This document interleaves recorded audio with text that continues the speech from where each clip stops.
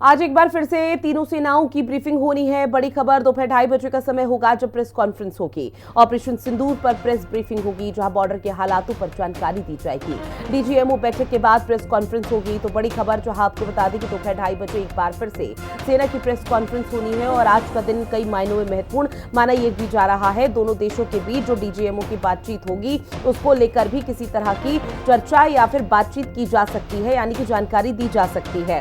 तो बड़ी खबर, आज एक बार फिर से तीनों सेनाओं की प्रेस ब्रीफिंग होगी। दोपहर 2:30 बजे का समय जब प्रेस कॉन्फ्रेंस होगी, इसकी शुरुआत हो जाएगी। ऑपरेशन सिंदूर पर प्रेस ब्रीफिंग इस दौरान दी जाएगी।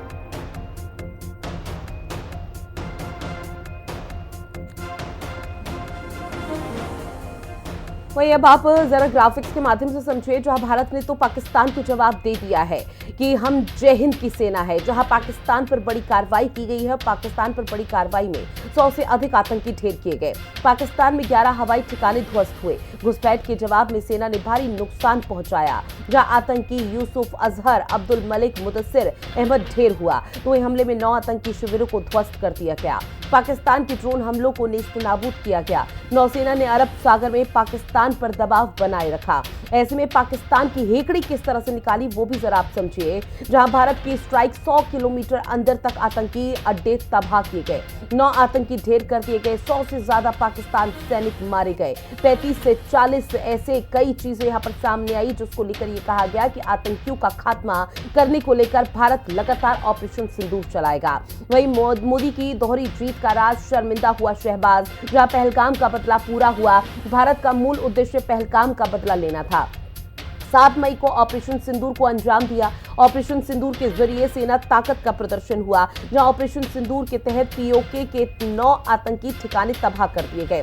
भारत ने स्वदेशी एयर डिफेंस सिस्टम का भी प्रदर्शन किया। 5 खूंखार आतंकवादियों को मारना बहुत बड़ी सफलता ये भारतीय जवानों की रही। आतंकवादियों के कई ट्रेनिंग सेंटर पर हमला किया गया। पाकिस्तान के कई शहरों में एयर डिफेंस सिस्टम बर्बाद किया गया। भारत के लिए बड़ी कूटनीतिक जीत ये मानी जा रही है। जहां भारत के ऑपरेशन सिंदूर पूरी दुनिया में समर्थन मिला है। वहीं चीन ने पाकिस्तान के साथ खड़े होने से मना कर दिया। जहां 16 पाकिस्तानी यूट्यूब चैनलों पर प्रतिबंध लगाया गया। सिंधु जल संधि निलंबन ने पाकिस्तान की अर्थव्यवस्था पर दबाव बढ़ाया। तो वहीं भारत के लिए सीज फायर के लाभ क्या है वो भी अब जरा समझ लीजिए। जहां भारत ने स्पष्ट कहा है कि आतंकवाद बर्दाश्त नहीं किया जाएगा। सीज फायर से एलओसी पर गोलीबारी और ड्रोन हमले रुकेंगे। भारत ने संयम दिखाया, जिम्मेदार देश की छवि बनाए रखी है और पूरे विश्व में भारत की तरफ से एक मैसेज दिया गया है और भारत को लेकर लगातार सराहना यहां पर पूरे विश्व में की जा रही है। पूरा विश्व फिलहाल ये कह रहा है कि पाकिस्तान की तरफ से जो है एक तरफ मासूम लोगों को निशाना बनाया जा रहा था, तो वहीं भारत ने फूंक फूंक कर कदम रखे। भारत की तरफ से कोशिश ये थी कि आतंकियों के ठिकानों को ध्वस्त कर दिया जाए, लेकिन पाकिस्तान की आवाम, पाकिस्तान के जो मासूम लोग हैं उन्हें किसी तरह का कोई नुकसान ना पहुंचे। खास पैनल हमारे साथ जुड़ा हुआ है जिनसे आप सभी का परिचय करा दें। हमारे साथ कर्नल दर्शन सिंह ढिल्लों जी जुड़े हुए हैं जो कि रिटायर्ड रक्षा विशेषज्ञ हैं। कर्नल विवेक शर्मा जी हमारे साथ जुड़ चुके हैं, रिटायर्ड रक्षा विशेषज्ञ। साथ ही राजू लक्ष्मी जी रक्षा विशेषज्ञ हमारे साथ जुड़ी हुई हैं। आप तीनों का बहुत स्वागत हिंदी खबर में। शुरुआत दर्शन सिंह जी मैं आप ही के साथ करना चाहूंगी। सर, आज का दिन कितना महत्वपूर्ण, क्योंकि देखिए एक तरफ तो निश्चित तौर पर भारत सरकार की तरफ से बैठकों का सिलसिला जारी है, लेकिन आज भारत और पाकिस्तान के बीच में डीजीएमओ की वार्ता भी शुरू हो चुकी है। देखिए, काफी समय के बाद खासकर ये जो कॉन्फ्लिक्ट हुआ है, इसके बाद पहली बार जो डीजीएमओ स्तर की बातचीत हो रही है। हालांकि डीजीएमओ के बीच में पहले भी एक एस्टेब्लिश हॉटलाइन है, पर उसका यूज कभी नहीं किया जाता, क्योंकि पाकिस्तान कभी भी इसका यूज करना नहीं चाहता, कभी भी बातचीत के रास्ते खोलना नहीं चाहता। पर जी। अब मजबूरन डीजीएमओ लेवल पे बातचीत हो रही है। अब भारत डीजीएमओ लेवल पे क्यों इंसिस्ट कर रहा है? भारत का एक ही एम है कि सबसे पहले तो जो हमने सीज फायर किया है उसको यकीनी बनाया जाए कि वो ग्राउंड लेवल पे रहेगा, क्योंकि पाकिस्तान के ऊपर हम रत्ती भर भी विश्वास नहीं कर सकते। उसने बिल्कुल। ऐसे सारे वादे जो उसने किए थे, चाहे वो इंदिरा गांधी के टाइम हो, चाहे वाजपेयी जी के टाइम हो, चाहे मोदी जी के टाइम हो, सारे वादे तोड़े हैं। सारे ही उसने जो अपनी चीजें कभी वादे पे खड़ा नहीं है। तो डीजीएमओ लेवल पे सिर्फ मिलिट्री ऑप्शन जितनी है कि सीज फायर को कैसे इंप्लीमेंट करना है, और प्रिजनर एक्सचेंज है, जैसे एक बीएसएफ का सोल्जर है उसको वापस लाने की भी बात इसमें हो सकती है। पर बाकी मुद्दों पे बातचीत, जैसे कि रास्ते खोलने हैं या कोई इंडस वाटर ट्रीटी है, ये चीजें डीजीएमओ के परव्यू के बाहर है, इन पे बातचीत नहीं होगी। अगर जी डीजीएमओ की बात सार्थक रहती है, काफी अच्छा रिस्पांस मिलता है और ग्राउंड पे इसकी इम्प्लीमेंटेशन होती है, तो भारत अगले स्टेप में सेक्रेटरी लेवल की बातचीत करेगा, जिसमें बाकी मुद्दे देखे जाएंगे। आज की मीटिंग जो है डीजीएमओ लेवल पे है, क्योंकि डीजीएमओ मिलिट्री ऑपरेशन के लिए जिम्मेवार होता है। भारत ने अभी तक ऑप सिंदूर जो है उसको स्टैंड टेक ऑफ नहीं किया है, यानी स्टैंड डाउन नहीं किया है, तो वो लागू है। तो उसका मतलब ये है कि जो इंस्ट्रक्शंस नीचे छोटी से छोटी फौज की टुकड़ी के पास है कि अगर कोई इंट्रूडर आता है, ड्रोन आता है, जहाज आता है, तो क्या एक्शन लेना है, वो जी इंस्ट्रक्शन जारी रहेंगी जब तक ऑफिशियली ऑपरेशन कॉल ऑफ नहीं होता। और कॉल ऑफ तभी होगा जब डीजीएमओ में कुछ फैसले होंगे, उन पे अमल होगा और उसको यकीनी बनाया जाएगा। तो आज हमें यही देखना है कि डीजीएमओ की लेवल पे क्या हम किसी जी कंक्रीट प्रपोजल पे पहुंचते हैं जिसपे पाकिस्तान एग्री करता है और उस पे एग्री करके खड़ा रहता है, तो ये देखने वाली बात आज की मीटिंग में होगी। बिल्कुल। विवेक शर्मा जी, आपके पास आते हुए कई ऐसे महत्वपूर्ण पॉइंट्स है सर जिस पर बातचीत आज डीजीएमओ के दोनों देशों के डीजीएमओ के बीच में होगी, जिसमें पीओके सबसे महत्वपूर्ण मुद्दा माना जा रहा है। उससे महत्वपूर्ण मुद्दा ये कहा जा रहा है कि भाई पहलगाम में जो आतंकी हमला हुआ था उसके जो आतंकी हैं, जो मुख्य सरगना है, उनको हमारे हवाले कर दिया जाए। इसके साथ ही ये भी कहा जा रहा है कि सीज फायर के बाद चूंकि पहली बार बातचीत हो रही है और सीज फायर का अगर पाकिस्तान आने वाले समय में उल्लंघन करेगा तो भारत मुंहतोड़ जवाब देगा, उस दौरान जवाबी कार्रवाई के लिए भी पाकिस्तान तैयार रहे। तो ऐसे कई मुद्दे हैं, लेकिन जो जिस पर हर किसी की नजर टिकी हुई है सर, वो ये है कि पहलगाम के आतंकी हमलों को क्या लग रहा है कि पाकिस्तान यहां पर भारत को सौंपेगा? अभी वो अभी जो एजेंडा डीजीएमओ का होगा, जो अभी वो कुछ घंटों में, अभी हम उसको स्पेकुलेट नहीं कर सकते कि डीजीएमओ का क्या एजेंडा होगा। लेकिन एक बात यकीनन है कि अभी पाकिस्तान ने जो पिछले 3 दिनों में अपनी खामियां, उनकी एयर बेस हुए हैं, उनके जो टेररिस्ट हब्स हैं उनको न्यूट्रलाइज किया गया है, और जो उनका कम्युनिकेशन सेंटर, जो रेडार, उनके जो उनका इंफ्रास्ट्रक्चर था, जितना भी और एस्टेब्लिशमेंट जो हमारे अगेंस्ट काम कर रहा था, उसको डिस्ट्रॉय किया गया है। इस वक्त पाकिस्तान के पास कुछ ज्यादा ऑप्शंस नहीं बची हैं। उसकी ऑप्शंस वही हैं कि जो डीजीएमओ, जो भारत सरकार जो हमारा उनको बताएंगे, उस हिसाब से उनको एक्ट करना पड़ेगा। अगर क्या क्या उसमें हम बताते हैं, वो उस लेवल में जानकारी अभी तक कोई नहीं मिल सकती। वो सिर्फ जब मीटिंग होगी उसके बाद ही पता लगेगा। स्पेकुलेट मीडिया कुछ मर्जी कर ले, लेकिन आर्मी का, डिफेंस का और अलग है, उनका एजेंडा जो है उस हिसाब से वो चलेंगे। अभी बात ये है कि डीजीएमओ की जो हमने मेन बात है कि जो हमने act of terror equal to act of war बोला है, तो उसके ऊपर बहुत क्लियरली मेरे हिसाब से चीजें बताई जाएंगी। वो सिर्फ बाहरले कंट्रीज के लिए नहीं, वो हमारे हिंदुस्तान के लिए भी, कि उनके जो ओवरग्राउंड वर्कर्स जो उन्होंने हमारे भारत में जिनको पेरोल में लिया हुआ है, जो हमारे अगेंस्ट काम करते हैं, उनके लिए भी वो लागू होगा। तो ये कुछ मुद्दे हैं, लेकिन इतना यकीनन है कि इस वक्त पाकिस्तान बैकफुट में है, और उसने सब देख लिया कि उसने ड्रोन्स, यूएवी, मिसाइल फायर करके देख लिए हैं, सब न्यूट्रलाइज किए गए, कोई इफेक्ट नहीं हुआ। और हमने सिर्फ जो उसने किया उसकी कार्रवाई की है, और उसके जवाब में जो उसका क्षतिग्रस्त उसको हुआ है, चाहे मीडिया में वो अपनी आवाम के लिए कितना मर्जी झूठ बोलता रहे, लेकिन उनकी हायरार्की, जो पाकिस्तान आर्मी और उनकी पॉलिटिकल लीडरशिप है और जो इंटरनेशनल कम्युनिटी है, सबको मालूम है कि हिंदुस्तान ने इस 3 दिनों में, 4 दिनों में क्या किया है, और जो हमारी पोजीशन इस वक्त पूरे वर्ल्ड में है, यूएसए, रशिया और इजराइल, सब जितने भी कंट्रीज हैं, उनको मालूम है एग्जैक्टली कि क्या ग्राउंड में हुआ है। हम ठीक है कि हमारा जो होता है, हम बोलते कम है, लेकिन ग्राउंड में जो हमारा जो एक्शन होता है वो ज्यादा होता है, और वो जग जाहिर है। जी, और राजलक्ष्मी जी, आपके पास आते हुए मैम, आप इस पूरे मसले को कैसे देख रही हैं? क्योंकि देखिए 22 अप्रैल से ये पूरा आतंकी हमला जब हुआ था, 22 अप्रैल तभी से इसकी शुरुआत हो गई थी। उसके बाद ऑपरेशन सिंदूर लॉन्च हुआ। ऑपरेशन सिंदूर की जो मिशन था वो पूरी तरह से सक्सेसफुल हुआ। लेकिन बात आज यहाँ तक पहुंच आई है मैम कि आज जो पाकिस्तान है वो अपनी मीडिया के माध्यम से भ्रामक खबरें फैला रहा है। वो ये कह रहा है कि राफेल उड़ा दिया उन्होंने भारत का, S-400 उड़ा दिया, तमाम चीजों का यहाँ पर जिक्र कर रहा है, जिसका भारत तो पूरी तरह से खंडन करता है। और सबसे बड़ी बात कि उनके पास सबूत तक नहीं है। जय हिंद।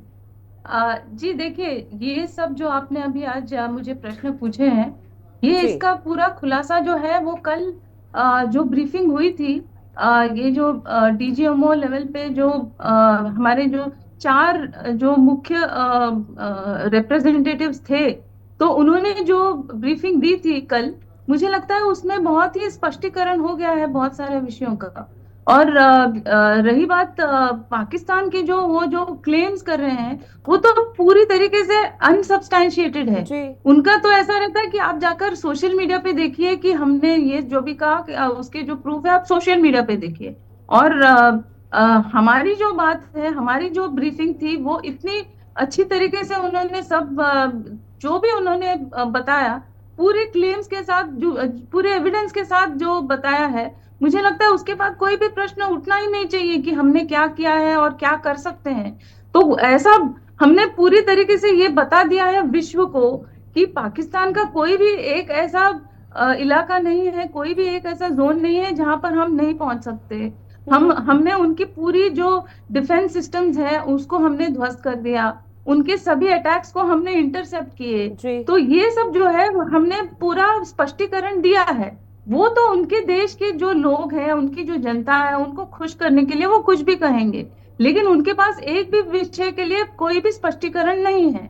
और रही बात वो जो क्लेम्स कर रहे हैं कि हमने रफाल गिरा दिए या कुछ भी जी किया, अभी कल जो ब्रीफिंग हुई उसमें उन्होंने वही कहा कि हमारे जो लॉसेस हुए या नहीं हुए उसका हम आज खुलासा नहीं कर सकते, लेकिन मुख्य बात यह है कि हमारे रफाल्स गिरे या नहीं गिरे ये मुख्य बात नहीं है, लेकिन हमारे रफाल्स ने क्या कर दिखाया है, या बिल्कुल हमारे एयरफोर्स ने क्या कर दिखाया है, आर्मी ने क्या किया है, नेवी क्या कर सकती है, ये ज्यादा आज मुख्य प्रश्न है।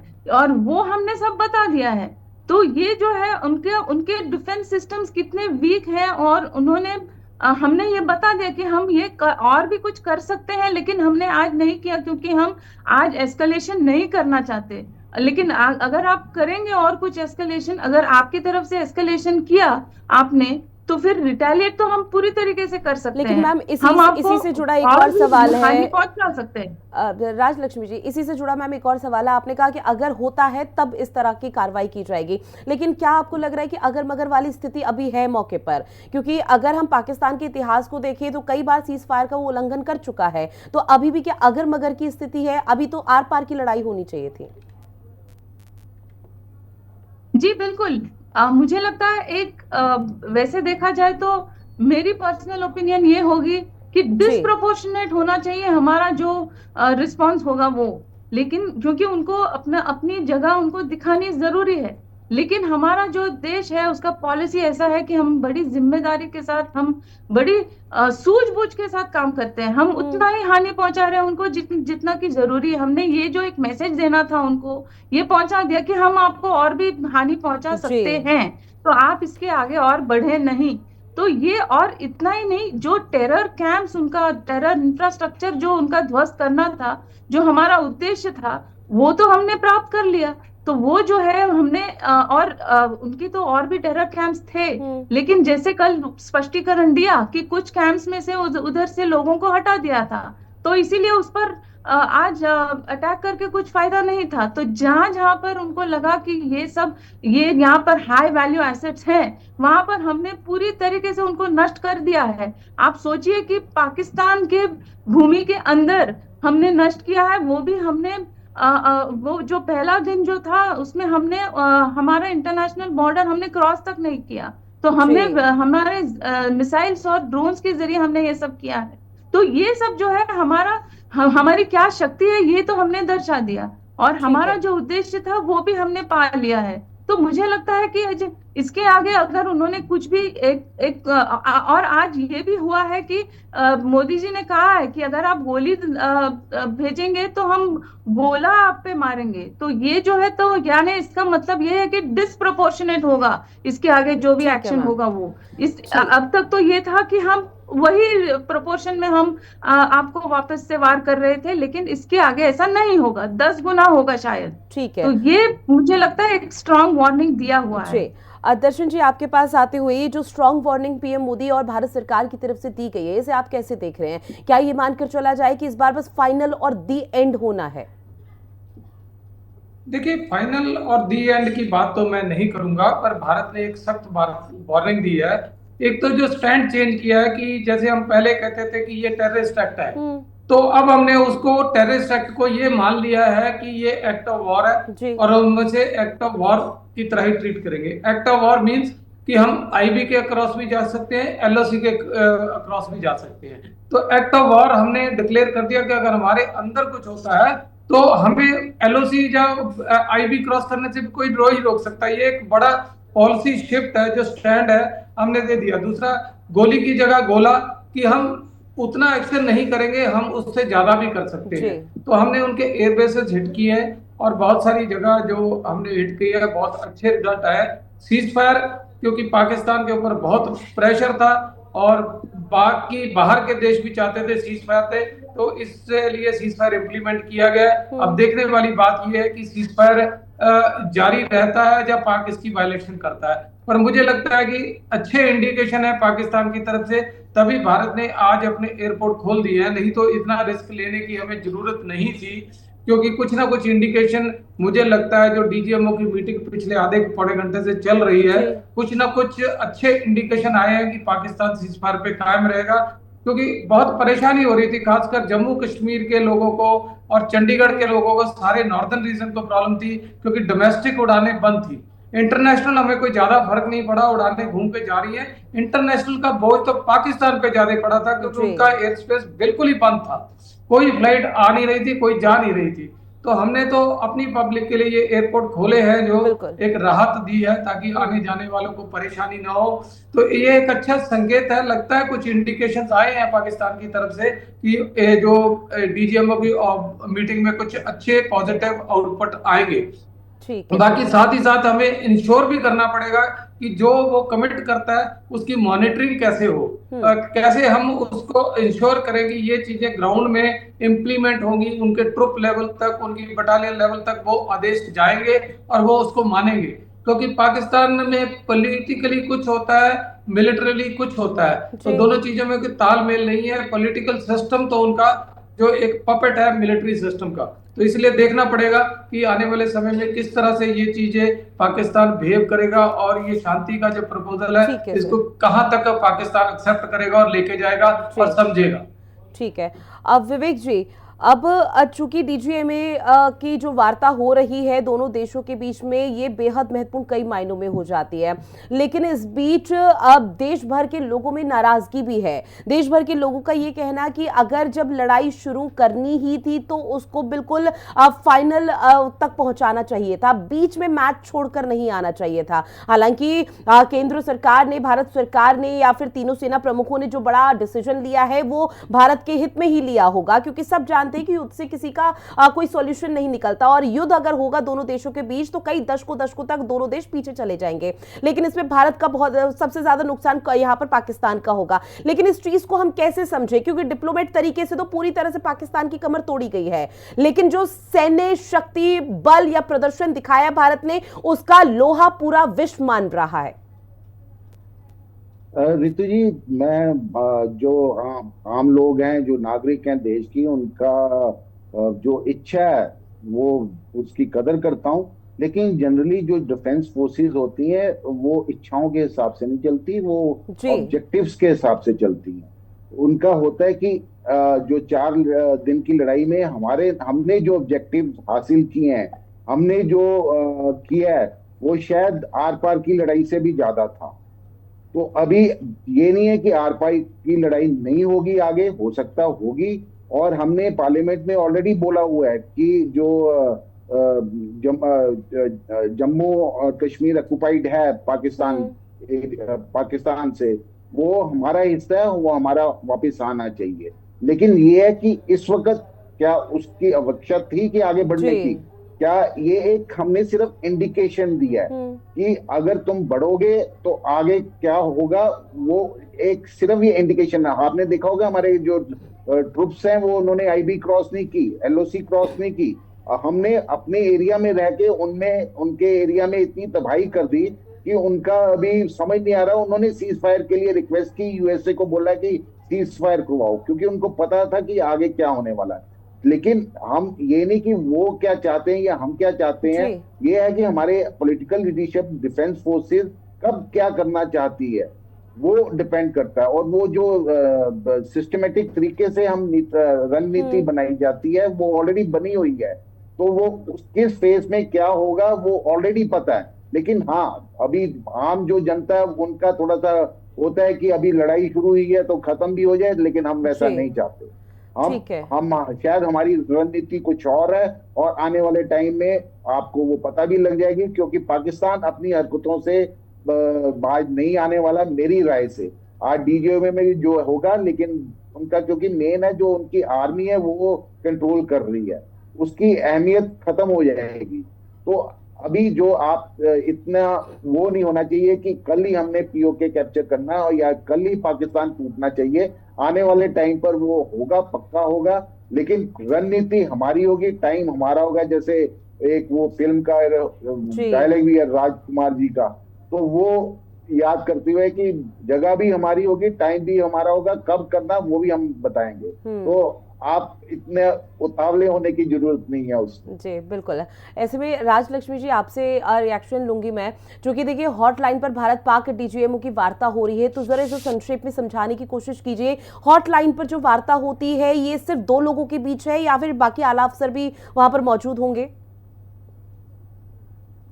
जी देखिए, आज जो बात होगी, आज जो वार्तालाप होगी, वो केवल जो सीज फायर वायलेशंस है या जो उनके बीच अंडरस्टैंडिंग थी कि हाँ, आप ये जो मिलिट्री एक्शन है उसको हॉल्ट किया जाएगा, और उसके बाद जो सीज फायर वायलेशंस की पाकिस्तान की तरफ से वो उसके विषय में होगा। क्योंकि बाकी के जो है, जैसे अभी कर्नल साहब ने पहले भी बताया था कि उनकी पर्यू के बाहर है ये सब। कि क्योंकि अभी भारत ने तो ये स्पष्ट कर दिया कि हम पाकिस्तान के साथ और कोई भी विषय में बात नहीं करेंगे, हम तो बस इतना ही बात करेंगे। अगर वो बात करना चाहते हैं तो फिर वो हमको पीओके वापस करने की बात करें, वो हमें जो हमारे लिस्ट ऑफ टेररिस्ट जी। हैं उनको वापस करने की बात करें। उसके अलावा हम और कोई विषय पे बात करेंगे ही नहीं। मुझे नहीं लगता कि ये विषय जो है वो डीजीएमओ लेवल की बात है। तो ये आज जो है वो बहुत ही लिमिटेड बातचीत होगी, और ये इसमें कौन कौन इन्वॉल्व होगा वो अभी मुझे वो स्पष्टीकरण नहीं है।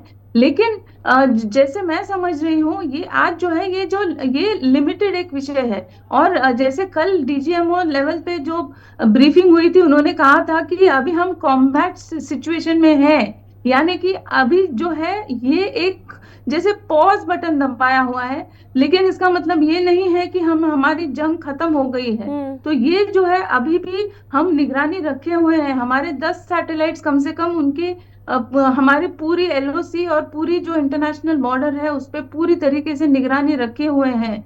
तो ये हमारी जो सभी फोर्सेस है पूरी हाई अलर्ट पे है, हमारी नेवी हाई अलर्ट पे है। तो ये सब जो है हम हमारी पूरी रेडी हम स्थिति में है, हमने कहीं पे भी हमारा गार्ड लेट डाउन नहीं किया है। और ये जो है हम बहुत ही सख्त तरीके से हम पाकिस्तान को बता रहे हैं। और ये भी है कि हमने उनके, हो सकता है ये इसका खुलासा तो कल ब्रीफिंग में नहीं किया, लेकिन ये इसका इसके कुछ न्यूज आ रहे हैं कि हमने शायद उनके न्यूक्लियर इंस्टॉलेशन तक भी हम छू गए थे। तो ये सब जो है हमने उनको बता दिया है कि उनकी क्या जगह है, और उन्होंने इस बार बिल्कुल। और उनकी देखिए शायद औकात ये के इसी में बहुत तो कहा जा बाहर। रहा है कि पाकिस्तान घुटने पर जो आ गया है इसी वजह से आया है, क्योंकि पाकिस्तान को पता चल गया था कि भाई जब इतनी तबाही मचाई है तो भारत, और अगर भारत से थोड़ा सा भी दुश्मनी और मोल ली तो शायद भारत और तबाही का मंजर यहाँ पर पाकिस्तान में फैला सकता है। ऐसे में आपके पास आते हुए दर्शन सिंह जी, अब इस पूरे युद्ध से क्या लग रहा है कि पाकिस्तान सबक लेगा या क्या मैसेज पाकिस्तान के लिए? देखिए, सबसे पहले तो मैं उस सवाल पे आता हूं जो पहले आपने कहा था कि भारत क्यों रुक गया, या हम तो बिल्कुल अभी अंदर घुस सकते थे। देखिए, मैं बहुत बार आपके चैनल पे कहा कि युद्ध से हम दूर थे। जितनी तैयारी युद्ध के लिए चाहिए होती है उतनी तैयारी अभी नहीं थी। हम पाकिस्तान पे एक प्रेशर टैक्टिक्स बना रहे थे, तो अभी हम युद्ध से काफी दूर थे और रास्ते खुले थे।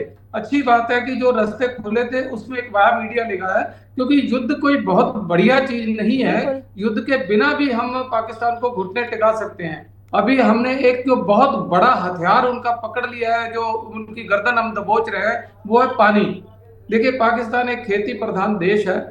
हमने पानी रोकने की योजना बनाई है, इंडस वाटर ट्रीटी को जो हम कर रहे हैं, पानी को डाइवर्ट कर रहे हैं। हम अगर कुछ सालों में पानी को रोक लेंगे, डाइवर्ट कर देंगे, तो उनकी जो खेती है वो तबाह हो जाएगी। जी। बारिशों में पानी छोड़ेंगे तो फ्लड आ जाएंगे। तो ये एक बहुत बड़ा हथियार है जिससे हम बाकी बिल्कुल, ये चीजों बहुत से भी बड़ा हथियार है और पाकिस्तान की बिल- कमर तोड़ने के लिए, पाकिस्तान को सबक सिखाने के लिए यही फिलहाल काफी है। माफी के साथ सर, क्योंकि समय की कमी है, मुझे चर्चा को यही खत्म करना होगा। आप सभी मेहमान हमारे साथ जुड़े और इस महत्वपूर्ण विषय पर चर्चा की, उसके लिए बहुत शुक्रिया। खास पेशकश में इतना ही। देश और दुनिया की बड़ी खबरों के लिए आप बने रहिएगा हिंदी खबर के साथ। नमस्कार।